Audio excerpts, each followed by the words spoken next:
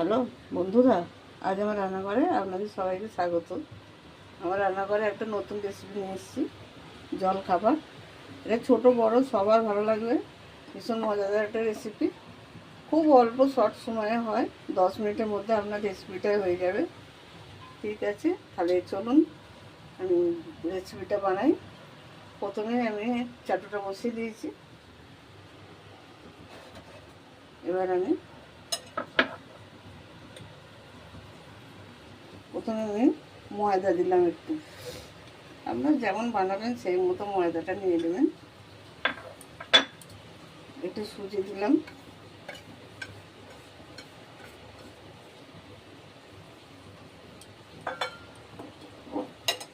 এবারে আমি দিচ্ছি একটু হলুদ গুঁড়ো, একটু মরিচ গুঁড়ো, একটু জিরে গুঁড়ো, একটু আদা বাটা, একটু রসুন বাটা, পরিমাণ মতো লবণ,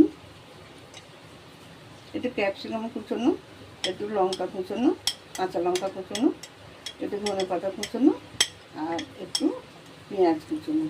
পেঁয়াজটা খুব ছোটো ছোটো করে কেটেছি।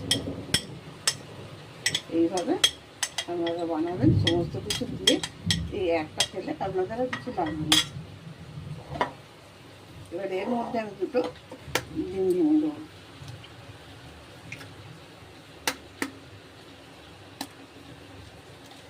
বাচ্চাদের ছোটোদের তো ভীষণ মজা লাগবে, ছোটো বড়ো সবার ভালো লাগবে রেসিপিটা।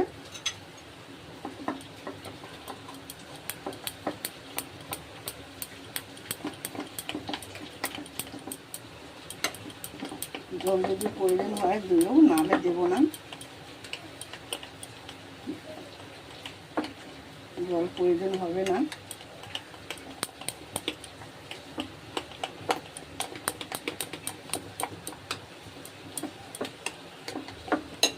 চাটুটা আমার গরম হয়ে গেছে। এবার আমি তার মধ্যে একটু ঘি দিয়ে দিলাম।